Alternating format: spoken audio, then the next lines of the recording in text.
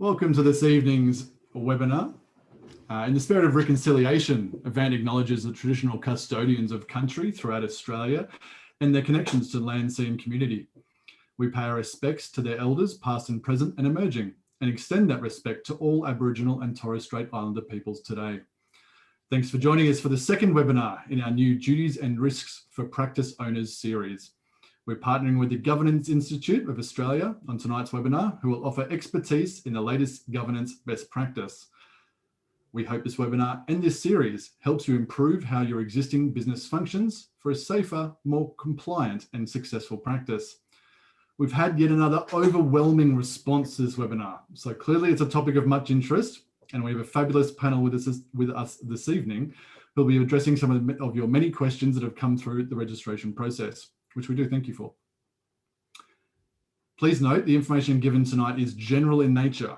However, if you do require specific personal advice, we always invite you to contact us directly at the Avant and Practice Hub websites. Let's get started. I'll hand you over to Leon Cox in a moment, our moderator for this evening's panel. Leon is the General Manager of Membership and Engagement at the Governance Institute of Australia. Leon drives membership development and retention initiatives for the Institute, and that is advocating for a community of over 40,000 governance and risk management professionals from the listed, unlisted and not-for-profit sectors. He's also responsible for business development and sales functions across the business. Prior to the Governance Institute, Leon was advisor to the Chief Executive of the Chartered Accountants of Australia and New Zealand, and was previously part of the sector development team at CPA Australia. Over to you, Leon. Thank you, Sterling, and thank you for having us all this evening. It's an exciting topic, as we were chatting about with panelists. Governance at 8 p.m. at night, what could be more exciting? I'm not sure, but we'll soon find out. In terms of the topic this evening, a governance health check for practice businesses is very exciting indeed. I have been asked to moderate this evening, I think mainly due to some of my humour and antics from previous times I've been on camera. So you guys can let me know if I live up to expectation or not, and we will get things started. So just a little bit in terms of housekeeping. First of all, I'll invite Megan Motto, CEO of Governance Institute, to present some slides and in effect take us through a presentation. And then we'll hear from our two other panelists in respect to the topic in terms of their opening remarks. And then we'll be looking to engage with you, the audience.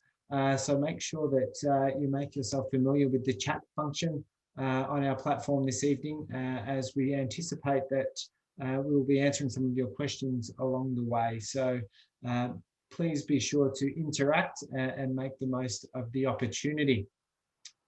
Now, by way of introductions, I'll take you through those and get us started. So first of all, I'll provide an overview of Megan Motto, CEO of Governance Institute. So Megan drives the direction of the Institute, a national membership association and leading authority on governance, which advocates for those 40,000 governance risk management professionals from the listed, unlisted and not-for-profit sectors.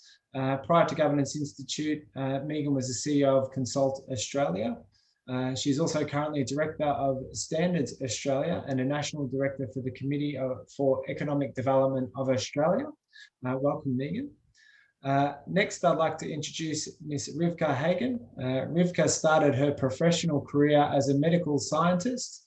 She successfully implemented and managed a regional laboratory of a major pathology provider before embarking on a career of medical practice management and general practice accreditation. Rivka has managed small, medium and large medical centres and has a strong interest in quality improvement, governance, business planning and financial management. Rivka is the Director of Medical Business Services, providing consulting, advisory and training services to the health sector Australia-wide. She is also an experienced board director in the health sector, I should say, recently retiring as chair from Cobalt Community Health, leading a $10 million building project and successful merger. And then last but not least, Associate Professor David Williams. David is a neurologist and a former lab head in neurosciences at Monash University, founder and managing director of Australia's largest private neurology practice, David designed scalable, efficient administration processes central to the operation of all medical practices. Following on from the success of his neurology business, David has established Hoxton Medical Practice Management, which supports more than 350 doctors each year through a range of outsourced practice management services. So as you can see, we can now have our panel introduced, and we look forward to getting into the discussion. Okay, so as I alluded to, I'm now going to pass over to Megan Motto, who will take us through her insights with respect to the key objectives of governance with respect to running a practice. Over to you, Megan. Thanks, Leon. And look, thanks to Avant for having the Governance Institute here tonight. Obviously, governance is something we're really passionate about, and hopefully by the end of tonight, you will be too. I'm incredibly humbled to be on this panel with David and Rivka, who are obviously so experienced in this sector in particular. And just before I start, also to acknowledge the traditional owners of the land. I'm in Sydney, so I'm on the Gadigal people of the Eora Nation lands, but wherever you are in Australia, we all sit on traditional owners' lands, and I pay my respects to elders past, present and emerging. So look, I'm going to take us through a bit of a flashcard of a presentation. There are quite a few slides, and what I don't want to do is talk for an hour, because generally speaking, these types of webinars, we get most of the benefit out of the interactive session, and I'm sure that this will be no different. So I will flash through these slides fairly quickly, and Leon's going to keep up with me while he manages the slides. So if we just pop to the next slide straight away, I wanted to talk a little bit about the external environment that we're in, because of course we wouldn't be able to acknowledge the health sector if we didn't acknowledge it in the current context, and that's the context of COVID, of course. So it's put the spotlight even more on the sector, and what we're seeing, particularly now with the vaccination rollout, is the amount of trust that's required in the sector for us to successfully transition out of the pandemic, and in future pandemics as well, as these things raise their heads. It's incredibly important, therefore, that practices are well run and give the community the confidence it needs to make sure that people are fronting up to get their vaccinations. I was talking to a supplier friend of mine, and they were saying, you know, they were having many cancellations of people that are concerned about the vaccination. And not only that, but something that should be taking a few minutes is taking 20 minutes, because they've got to sort of talk people into it in the first place and allay all of their concerns and fears. So it's really important in the context of the world that we're living in at the moment that we have a really high degree of trust in the sector. Of course we do, but it's even more important at the moment. It's one of the reasons that governance becomes so important. So if we flick to the next slide, I just talk a little bit about why good governance is then so important. And as I said before, it's really important that practices are well run, they're well resourced, they're well trusted, and that trust is there. And in this webinar, what I want to really do is relay some of the key governance principles that need to be implemented and applied in your practice, and give you some really practical advice for where to start if you're not really quite sure where to start. So moving on, the issue that we've got with governance, of course, is that there's two elements of governance for the medical professions, and I'm going to focus much more on practice governance tonight rather than clinical governance. My two panelists will be experts in clinical governance and can really delve into what that means. But I'm going to focus a little bit more on practice governance tonight, because that's really where the Governance Institute comes to the fore. And what is governance, and why does it matter to your practice? Look, at its core, governance is a framework for helping you make decisions that help you run a better practice. It's a series of sets of rules. Some of those rules are externally placed upon your business. So they're rules that you have to comply with through legislation, regulation, and I'll go into a little bit of that later. But it's also the sets of internal rules that you set for yourself that aren't brought up in law, but you will decide yourself, you know, what policies and procedures will you have? How will you do certain things in certain ways? What will your delegations be? So there's a whole range of internal decisions that you'll make in terms of how you run yourself. So they're externally focused and internally focused. They're also both formal and informal. And I want to focus on this just for a moment, because the informal is just as important as the formal when it comes to governance. What do I mean by that? Well, you'll have formal rules and procedures. You'll have formal checklists, things that are written down, things that are followed, and that will form a big core of your compliance systems internally. But really importantly, governance also goes to the informal sets of rules. And we call that governance. It's the way that things get done when no one's looking. And so it's the behaviors that those frameworks set within your practice, particularly when you're talking about large practices where lots of things go that are not necessarily micromanaged or monitored. It's that what we talk about that is really about culture. And those are, in fact, just as, if not more important, in terms of determining how the governance framework assists you to not just be compliant, but to be high performing. And it's really that high performance element that we focus on when we talk about medical practices, that we want to be efficient, that we want to be compliant, and that we want the community to have trust in. And that's because you're getting good patient outcomes, but also good client outcomes, i.e. you're not only getting good medical outcomes, but good customer service outcomes. And all of those things combined mean that you'll be a successful, profitable practice, a sustainable practice. And those things are really important. So what can good governance do for your business? Ultimately, it provides structure and those sets of controls. It instills those sense of ethics and that culture that I was talking about, which really determines the behaviour of your employees. And also it determines, to a large extent, the expectations and behaviours even of your clients, your supply chains, your patients. It really sets the tone in the organisation, and it can filter down even beyond your own employees. So it sets the right example from management right through to the frontline staff. We at the Governance Institute talk a lot about whole of organisation governance. What do we mean by that? Governance is not just what happens at the boardroom, it's from the boardroom right through to the staff room and beyond. So it's really the sets of rules that determines the way everyone behaves. And of course, it boosts reputation management and reinforces all of those principles that are really behind good reputation management. In terms of the legal side, I would not be able to give a talk on governance if I didn't have the opportunity just to scare the wits out of you just enough. And this is really important because it's really important that you are aware of your legal obligations.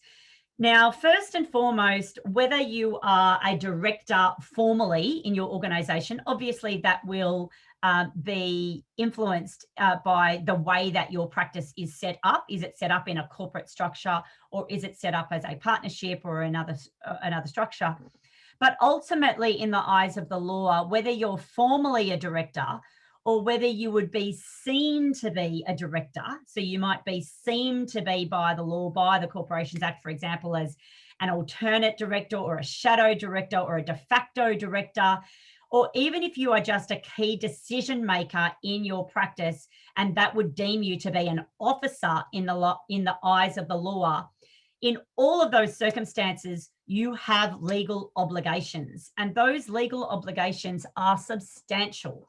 And in fact, they are the same legal obligations, whether it's a two-person or one-person practice or a two-person practice, as right to the very largest of practices in Australia. The legal obligations do not diminish just because you're a small practice versus a large practice. So it's really important that you understand that you have those obligations. The obligations are the same, irrespective of the size or complexity of the practice.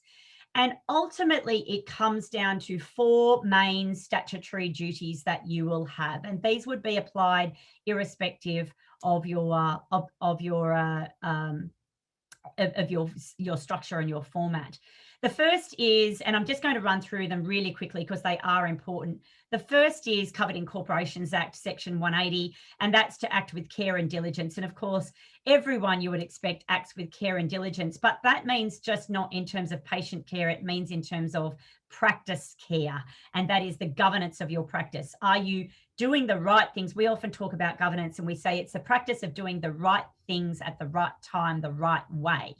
And are you doing those things in terms of engaging in your practice management as well as your patient care, which is the clinical governance side of things? The second of those specific duties is around acting in good faith in the best interests of the company, of your practice, and for a proper purpose. And then that it also includes avoiding a conflict of interest if you have a personal interest in the practice.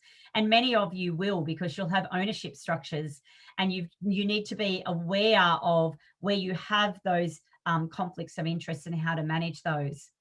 The third of those is to not improperly use your position, and that is to gain personal advantage to yourself or provide, or in fact to cause detriment to the company. And similarly, to not improperly use the information that you have available to you, either for personal gain, and that's usually some monetary gain, or to the detriment of the organisation as a whole. And that's really important. It's to the organisation as a whole. Of course, your legal obligations extend beyond even your own statutory requirements as an owner, as a practice manager, as a director or an officer of the company that you're engaging in.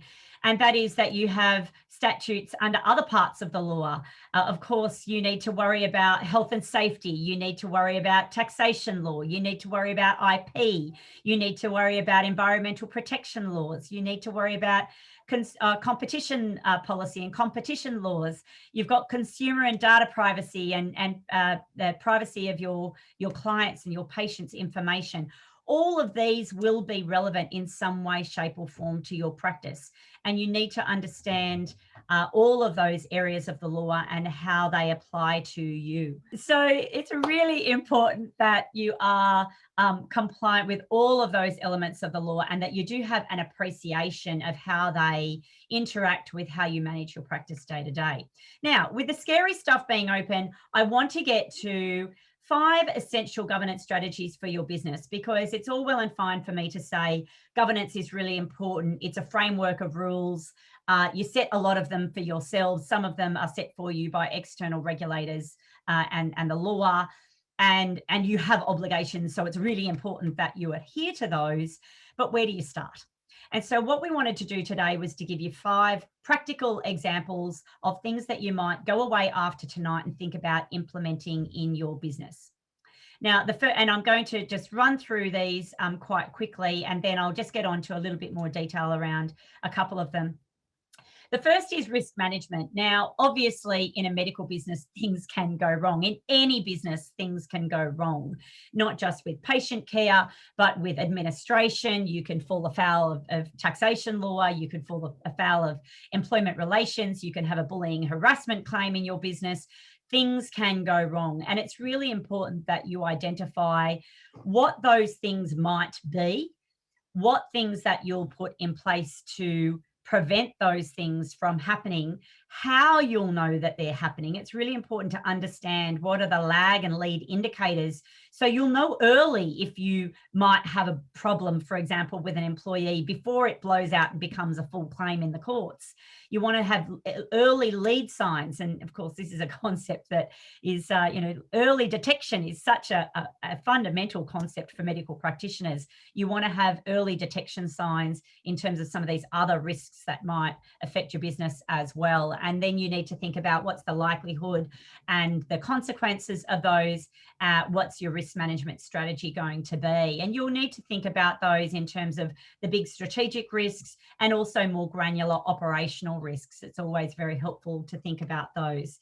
A great example, for example, in our own risk management survey last year, we found that 40% of businesses were not regularly testing their business continuity plans with regards to everyone needs to go and work from home, or there might be a major crisis.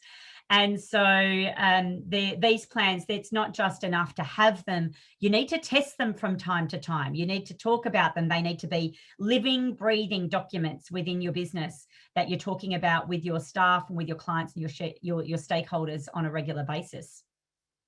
Now, strategic planning, of course, so fundamental for all businesses. It's something that you should have. It should be simple. It should be understandable. Everyone should be enrolled in it. You should be understanding, what areas are we going into? Are we going to go into regional care? Are we going to be in the big cities? Are we going to go into more hospitals? What are you trying to do? Are you looking to grow? Are you not looking to grow? Because not looking to grow and just staying the same, that's a strategy too.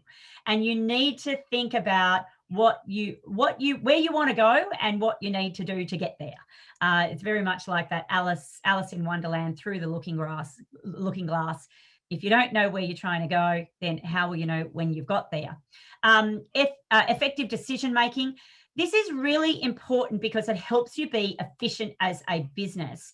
Having rules and protocols in your business for, what needs to happen if X happens, and having those rules and flow charts, for example, delegations of authority.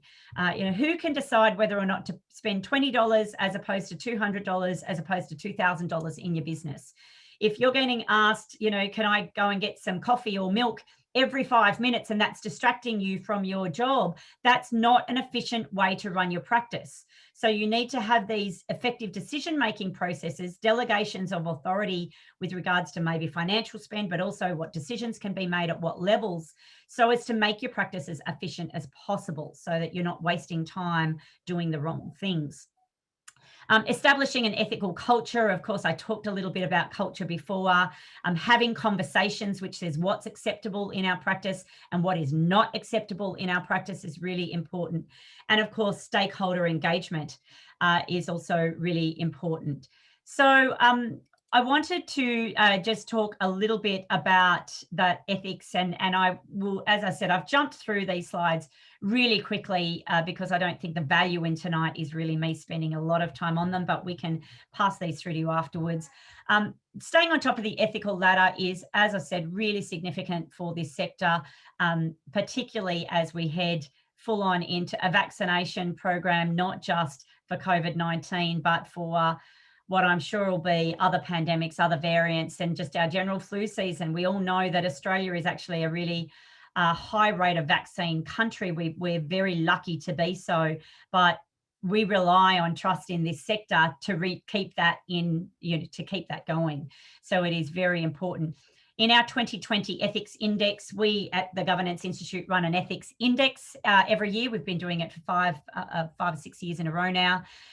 We survey 1,000 people in the population, and we ask them their views on the ethical perceptions of different professions and sectors and so on. And you'll be thrilled to know that healthcare, of course, pandemics are very good for our perceptions of health of the healthcare sector in terms of ethics, because you are very high. You've got a net score of 80% of 80 in this sector, and overall the health sector scored the best of all sectors. But we need to keep working at it, because we know from the headlines in the newspapers that it only takes a couple of scandals to hit the front pages of the newspapers to see trust diminish pretty quickly. We saw it in banking, we've seen it in aged care, we've seen it in our politicians and some of our major corporates, and it can happen. This sector is not immune. So it is really important that we maintain good governance frameworks so that we maintain that trust. It's so important. And look, I will stop there and throw back to you, Leon, to open up for what I'm sure is going to be a really engaging conversation. Thank you, Megan. I think a fantastic entree into the various topics and themes that we can explore as a panel. I'd like to now invite Rivka to make some remarks. Now, Rivka, I'll pose you a question around the relationship between the practice owner and practice manager. And then I'll do a similar question for David, so we can invite you into the conversation. And then once we've covered those aspects, we'll get into a question and answer style session. So Rivka, what are the areas of practice governance that practice owners should be looking to their managers for, and vice versa? Is this an area where clarity is often missing? Yeah, thank you, Liam, for that. And thanks, Megan, too. And welcome from Jojo Warung country, where I am located at the moment. Yeah, that was a great overview. Thank you so much, Megan. And yeah, I kind of sit here nodding, quite furiously at sort of recognizing all of these sort of hallmarks of governance, and where practices really can kind of still struggle from time to time to get their heads around the formality and the structure of their governance situation. So in terms of the question, I guess I would probably flip it around and perhaps start first with what practice managers are seeking from their directors, because by addressing that first, it becomes much easier to see what directors can then hold their practice managers accountable for. So I think first and foremost, certainly support. Practice managers are looking for solid support and guidance from their directors. And when I reflect back on my own practice management days, it actually took me years to work out why I found my job quite stressful. And it wasn't until I started to delve more into governance and undertaking some further study there that it kind of hit me that I was probably behaving both as a director and an executive, a practice manager at the same time in the same organization. So I became quite aware that I was both having to develop the strategy and then implement it as well. So, it was kind of, bearing that huge brunt of both sides of that equation that I thought, right, now I get it. And so I then understood that if my directors were better skilled at setting direction and giving me far more guidance as to the structure and the requirements and the KPIs on my own performance, that actually would have made my life a whole lot easier.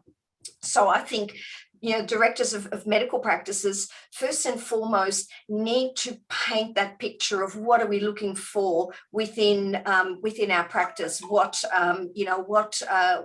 are we sailing this ship to? Where is the North Star? Where are we aiming to? Because if we're not aiming anywhere, then any route is going to get you there, won't it?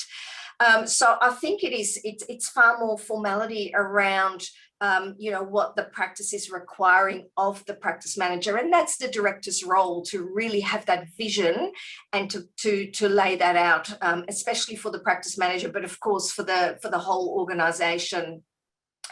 I guess I would also say that, once that direction is set and a practice manager is engaged to run the practice, to have that leadership role from that operational space, then, once the delegations are set well, then the practice manager needs to be permitted to fulfill that role. So often what I still hear about is, very detailed operational sort of interference by the directors, which makes a practice manager's life really, really tricky. So I would say the directors need to really have a clear vision of themselves in the organisation as usually practitioners doing an operational role, and their role as directors for the organisation. They are two very different things. And I think seeing that separation clearly will help to, divest, that muddying of the waters. So that then gets me to, what then do directors require of the practice manager? So if that picture that I've just painted has been put in place, it actually makes it possible for directors to hold their practice managers accountable for the running of their practice. So without that first bit, the second bit just really isn't quite possible. So I would really encourage practice managers, whilst your directors are learning about their governance skill and responsibilities, that you develop a bit of a framework. And I think, you know, it really has to start with some regular reporting. So if a strategy is set and a bit of an operational plan has been developed, it needs to be reflected on. And so again, it's about separating out the operational work, the day-to-day busyness in the practice, from the strategic review and direction of the practice. And that has to happen on a periodic basis, whether it's, you know, once a quarter, you know, it really depends on your practice and what that structure looks like. But, you know, that reporting to the strategic plan involves that higher level overview, and that's often missing at practices as well. We keep falling back to the day-to-day operational issues, and we just aren't able to step back from that and look at that bigger picture. So again, I think, you know, practice managers need to think about how they can bring that structure to their organisation and help their directors to hold themselves accountable for the performance of that. So, you know, I think everyone's gonna have to help each other out a little bit. In terms of, you know, what are you going to be reporting on? So, you know, certainly financial performance. So both directors and the practice managers really do need to have a good basic understanding of finance and what financial reports look like. Your KPIs, your key performance indicators, whether it's a dashboard report or some key metrics that are important to your business, that should be reported on as well. Some people metrics, and certainly that whole area of risk and quality needs to be brought into that conversation as well. So yeah, I think, you know, often there is still clarity and structure missing in that space. And I do just sort of finishing up on these comments, just remembering that many practices have an interesting structure in that there are many practitioners working within it who are in effect running their own little business under the umbrella of the practice, and that really muddies the waters as well. So having a really clear delineation of where a practice can step in and where it's actually off limits because you're not in control directly of the behaviour or the functioning of independent practitioners. That's a unique challenge, but you've got to keep that in mind because all of those other obligations don't go away because of that sort of interesting structure. So that's probably enough for me for a second. Thank you, Rivka. I think once again, a lot of valid points there, but what will hopefully give the audience some comfort is these issues aren't specific to practice owners or you know, those in medical clinic land. It's a common issue across multiple sectors, but I'm sure we can explore some tactics and things to keep things at the right level as a director and also as a practice manager. David, I might turn to you now to get some of your thoughts with respect to what's happening across the different practices that you engage with, and I suppose some of the practitioners and their knowledge around governance and those types of things. So I appreciate that the practitioners have a good sense of clinical governance requirements, but how do they fare in that aspect of corporate or practice governance knowledge and skills? And many of them taking on board some of the things that Megan has pointed out and Rivka more recently? Yeah, thanks, Leon. I guess one of the elephants in the room is that most doctors are expert in the field that they deal with every day in the sense of their medical care and their expertise looking after disease. And when it comes to governance or looking after their business or even business skills, most of us as doctors are deficient in the area. We simply haven't had the formal training. We haven't served the apprenticeship that all of our colleagues and friends have that are in the business community.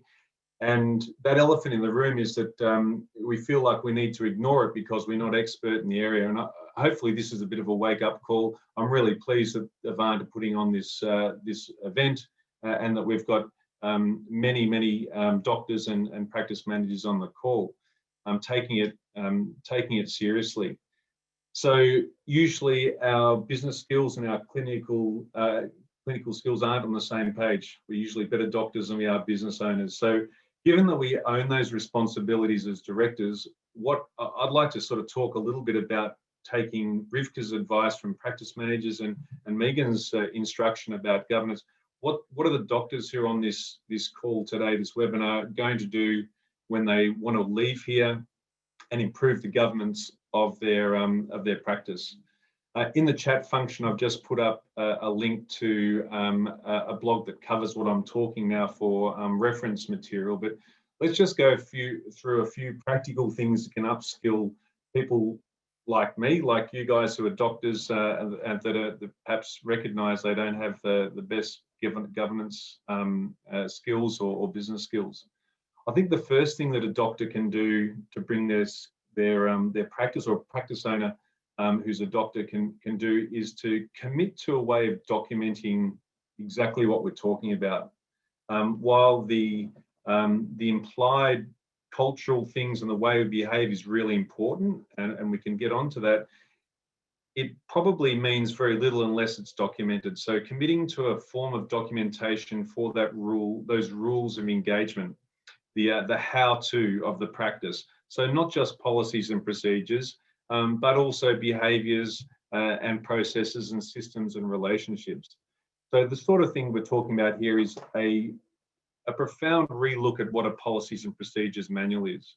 And I would say a printed document or a couple of Word files on the computer is not sufficient. Using something like Practice Hub, where you can have updated documents that include the relationships, include the processes, include the rule books for employees, for contractors, and for doctors and owners, is really important as a reference tool for people in their everyday function, but also as a go-to when people say, well, how should we be doing this? Or how does the practice consider the right way to do this is? So number one would be to go to the practice manager tomorrow, work through how you're going to document the rules about how the practice is going to run. In the end, we're talking about policies and procedures and defining the relationships and roles within the business. And it's our view at Hoxton Medical Practice Management to run that on the cloud through a Practice Hub type solution. The second thing to do for practice owners who are looking to improve their governance is to sit down with the practice manager and do some brainstorming and wargaming.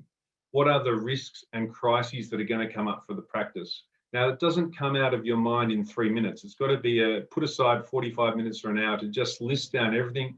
The next crisis, the future crisis, what are the crises and the risks that we have to be organised for? Now, a simple one that is a nightmare for every practice owner is the practice manager resigning, getting pregnant, going travelling, going for a different job. So what's the crisis management plan for that? What's the risk of it, and how are we going to deal with it? Now, that putting down a list of different risks and happenings that we need to prepare for is part of good governance. It helps with the continuity of the practice. It keeps the business afloat, looks after the clients and the patients and the results that are coming through, the doctors leaving. Really important to have a plan for all of those things. So writing down the risks and the crises and putting together, which you'll see on the blog that I've put the link to, a risk rating matrix and a risk likelihood level for those different risks is a really good way to get the conversation going, not just for the practice owner to worry about, but for the practice manager to activate and for the team in the practice to be prepared for. A super empowering pathway to actually improve things inside the governance of the practice. There's been a few worrying talks about strategic plans. Now, those of you on the panel who aren't doctors probably didn't see the eyes glazed over from all the doctors here hearing all this sort of buzzwords of business. But I'm here to say that and emphasise what Rivka said, a strategic plan is a map for guiding where the business or the practice is going to. It's simple as that. It might be 3 little dot points on a document. That's fine, but it needs to be committed, it needs to be agreed upon, and it needs to be a pathway for the practice manager to make decisions, the team to understand why things are being organised the way they are, and for a review process in 3 months or 6 months to see if the practice is going down the right pathway. So the third thing after getting the risk and the documentation right is to peg out that strategic plan, just commit to where the practice is going in a year's time and 3 years' time. Really important for the governance. Quickly, the last few things, and Megan mentioned these in her talk, set out a decision-making pathway. If there is not a decision-making pathway, how can anyone know how a decision is going to be made? Now, in medicine, if as a specialist neurologist, I make a diagnosis, I by definition am right, and I don't have to consult anyone else. In business, however, there's many more stakeholders than just the patient and the expert, and the decision-making process therefore has to be more nuanced. So as practice owners and doctors, we have to bring other people on board and recognise that it's not obvious who's going to make the decision or what path, what part, and further to the point about that Megan made earlier, we don't want to, as practice owners, be making every decision. We don't care what coffee's bought. We don't want to make a sign off on a $20 purchase. We want to know that someone else in the business can make that call. And the last two things, talking about ethics. Now, obviously, in the apprenticeship we serve as doctors, we learn from our seniors, and we expect that people in the practices that we own and run should learn off us. But we're not always perfect. If we're hungry or grumpy or late or whatever, we might not behave in the way that we wish to. So for that reason alone, it's very worthwhile documenting what the ethical culture of the business should be, what we're aiming for and what we expect from each other. Again, if it's written down, it can't be argued against. And if someone's signing off on that when they join the organisation, then absolutely they're signing off on it. So write down what the ethical expectations are. Do that with your practice manager tomorrow. It will take you about 3 minutes about writing down your values and the way you'd like to behave.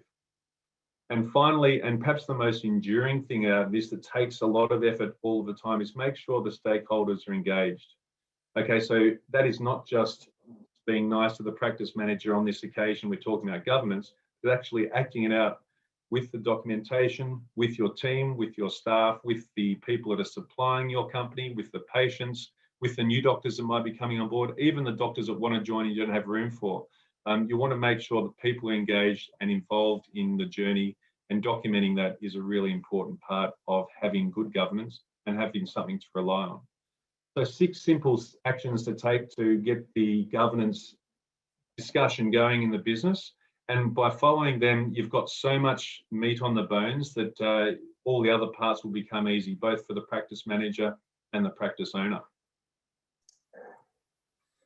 Thank you, David. I think a very simple approach there, and those key steps are now sort of mapping out for people, which is great.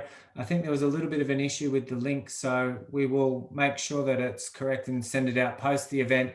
Or I'm not sure if you've got another one that you might be able to share, but I do think a lot of valid options there for practice managers and doctors to be considering. And I think for me, there's a lot of commonality here in terms of what the 3 panelists have spoken about, and I'll be keen to get to questions. We do have quite a few coming through on the list. I might just pose one question, and then I'll be scanning through those coming through the chat function. And for me, it's around where should someone start? So if they're a practice manager or a doctor and they've heard all of these great things, where should they start to get the ball rolling to make sure that they're heading along the right path? Rivka, I might start with you, because I think some of the comments you made are really helpful, but what's the first step if you were in the position of some of our... If I was starting, thank you. If I was starting from, I guess, ground zero, I think the first action would have to be to commit some time to make these things happen, because none of this happens just like that because we want it to happen. So I think from the practice manager's point of view, actually mapping out some calendar time over perhaps a year, and there's a new financial year coming up. So it's what a great activity to undertake now, to have a chat to your directors and say, how much time do we need to commit to these strategic conversations and actually developing this framework? And that's going to be different for different practices, but commit the time, lock it in, and be committed to it. So it has to happen.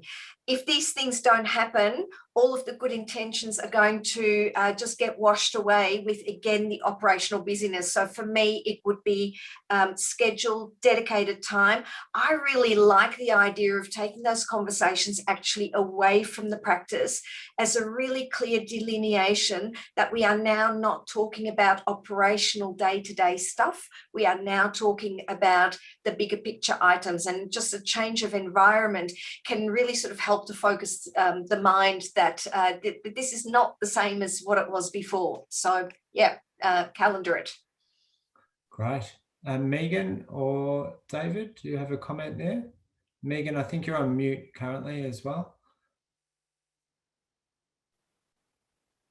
Thank you. A lot of distraction here tonight. Couldn't agree more. I think that that's the first step. And then from there, congratulations to everyone who's sitting on this webinar tonight, because you've really started the first step, and that's starting to inform yourself. Talk to your colleagues. There's help that you can get, whether it's general advice, training, obviously. David's put through a link there. The Governance Institute has numerous short courses and certificates that you can do in terms of just getting that ball rolling, but have informal conversations, bring in experts, bring in people from other sectors to talk about how they do it. I think that you can never stop learning. Professional learning is one of the great hallmarks of this profession, and all great professions, really, quite frankly. It's how we continue to evolve. Mm-hmm. David, do you have a comment? I'll just emphasise that it's not as hard as what we make it sound. Like the start is kind of quite easy, just making sure there's a few things, time set aside, but a few things written down about the goals and the ethics and the culture and so on, and let it grow from there. We're involved in many practices in supercharging their capabilities in this, because simply the practice manager is just way too busy on the already existing stuff, and the doctors are too busy in their busy practices. So bringing in external experts can advance things quickly, not entirely necessary a lot of the time, but if there's a real block for it, then bringing in someone like Hoxton to do a short project piece or a practice management advisor is a good way to get over the starting hurdles. Great.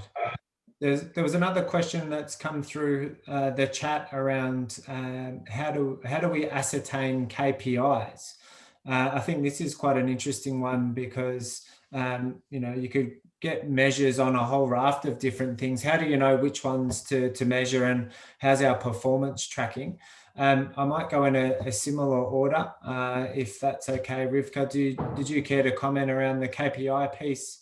Yeah, so look, I would say if you're struggling with determining which metrics are important to your business, the groundwork hasn't been done yet to let you know which bits are important to the practice. And those are the bits that you really, really want to be measuring. I agree that, we drown in data, and actually making sense of all of that data that we have is really important. But it can be simple. Again, don't overthink it. I totally agree with David, and I've probably got something more to say about that in terms of using spreadsheets to stop you from writing pages and pages and pages of stuff to help you capture a lot of these sort of ideas.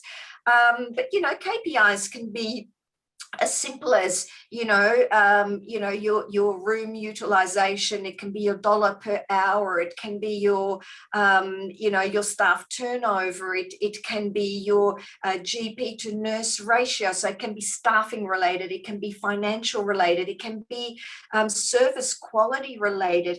It can be health outcomes related. It really depends on what is your practice all about, and you know, what's your songbook? That strategic bit is going to tell you what's important. And those are the bits that you want to measure, because that's going to inform you whether you need to redirect, realign, whether you need to tweak. So don't kill yourself with metrics. Pick the ones that are really important, but then report on them regularly and ask, what does this actually mean? What does it mean to our practice? What are we going to do with that information? So data for data's sake is just useless unless you have a really clear idea of what the intention is behind that data and how it informs your decision making.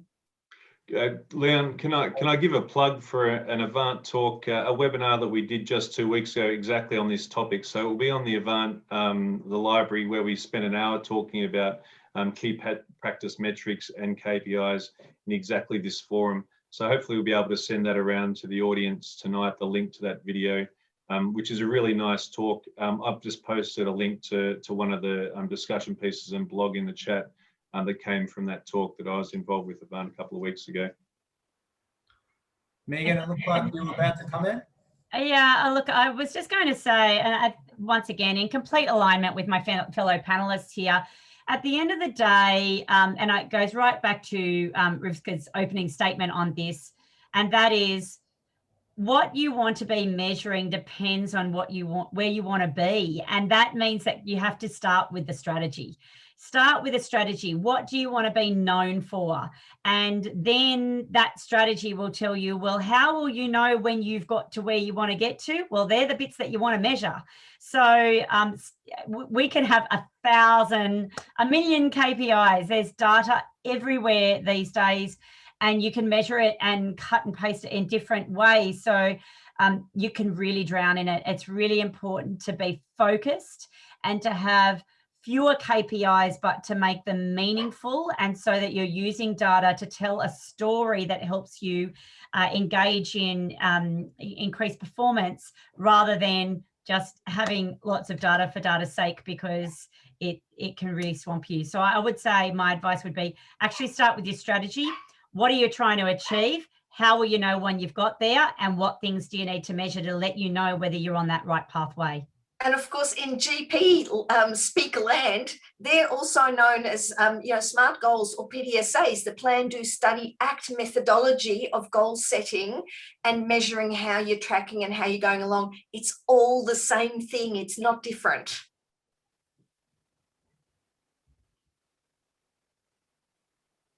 Yep. Fantastic. Sorry, I was looking at another question whilst I was on mute. I think the questions are coming through thick and fast, so we might roll through some of them. There's one here around an organisation with 70 practices spread over multiple states. What's the thoughts around cultural audit prior to then kicking into something more rigorous around the governance approaches? I think I might start. David, do you have a comment around that one? Yeah, look, that is a super big challenge, and I would hope that someone setting up or the people responsible for designing a business like that would have that at the forefront of their mind before it evolved to that sort of scale. Personally, I'm involved with teams of 60 people that are spread throughout Australia, and we deal, and have done even before the pandemic, over Skype and more recently Zoom, to keep some of that cultural interplay going on. There's nothing quite as human as human presence and joining people in the same space, but it's not something unique to deal with big distances between teams. In speaking simply, some practical ideas, some sort of engagement and sharing platform. So within our company, we use a platform 15.5 where we can identify good work from someone, give a few high fives around the place, have a weekly check-in with each other, work with organizations that literally have a group international hug via Zoom in the right time zone, where they catch up and just talk banter about just random things unrelated to work. So they've got a bit of personal engagement for people that they deal with over much bigger time zones than what we have in Australia. So I think identify the problem, use technology to overcome those issues, and proactively look at ways to bring people together, even if it's contrived in the digital space. Yeah, I think great options there. One further question, which I think it would be remiss of us not to make a comment around the pandemic that we're in. There's a query there around staff really struggling with the stress that COVID has brought on top of GPs, practices, clinics, etc. Interested in any insights that our panel might share on how we could deploy some different tactics to try and reduce stress levels. I might jump in on this one. Look, it's such an important question at the moment, and once again, it's not unique to the medical sector. Lots of people are really struggling, as you'd all be very much aware of, with mental health through this crisis. And so organisations, once again, I think are doing a range of different things. This is where governance comes actually right to the fore, because governance is like luggage. You actually need it before you need it. You actually need to have the plan in place before the crisis hits. And so, you know, the best time to make plans was always yesterday in terms of these types of things, because you can have the right support systems in place to help things, as I said, as they identify as lead indicators before they eventuate in things like stress leave and people that are no longer able to function in the environment. So whether it's an employee outreach plan, whether it's number of days off, whether it's some job sharing, whether it's just some cultural changes around the business in terms of flexible working hours, it's a whole range of mitigating factors that you can do to support staff to feel connected, involved, supported, and healthy through the time. Now, in saying all of that, the wheels are still going to fall off from time to time. And then it's a matter of making sure that you're keeping yourself out of trouble, that you're not being one of the root causes of those issues that could eventuate in a claim for your business, and protecting your business. So there's part of it which is about, fundamentally protecting your employees. It's a human-centric service, and if we don't have great staff, then we don't have great practices. But it's also about protecting yourself. And the right time to start is to have those systems in place before you need them. So start straight away. Any other final quick comments on that, David or Rivka? Look, I guess for me, probably one of the words that I love the most is around governance is the notion of trust. That organisations that have high levels of trust between their team members tend to thrive so much better. So where there is the trust deficits, they're the hallmarks that, some serious work needs to be done to remediation. So don't forget trust. It's at the core of it all. David, final comment? I think at 9 o'clock, I think we've just about covered it all. I think we've got some good direction to go forward for both the practice managers and the practice owners here, and hopefully some small steps can be taken with confidence tomorrow morning with this information on hand. Agreed. I think what I've taken away from tonight's conversation, practice care is a concept that should be looked at, putting in time over the next 12 months to make sure that you get the attention and the appropriate sequencing of discussions flowing through, and ensuring that you consider how aspects of practice management and technology might aid in progressing forward the practice to allow for the right emphasis to different areas. So I think there have been really fascinating discussions. We'll get that link sorted so people can get through to the different aspects that David touched on as well. And would like to officially thank you for attending today.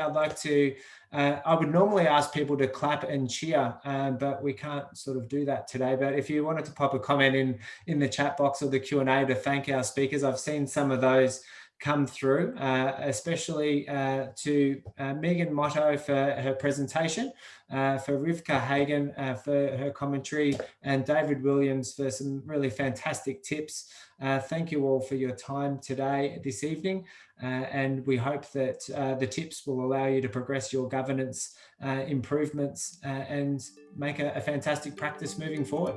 Thank you all. Thanks, Leon. Thank you.